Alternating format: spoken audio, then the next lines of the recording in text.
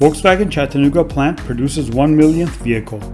The 1-millionth vehicle produced at Volkswagen Chattanooga is a 2020 VW Passat. Passat was the first vehicle manufactured in the Chattanooga assembly plant in 2011. Volkswagen Chattanooga also produces the 7-seat Atlas, the all-new 5-seat Atlas Cross Sport, and plans to assemble the ID.4 electric SUV in coming years.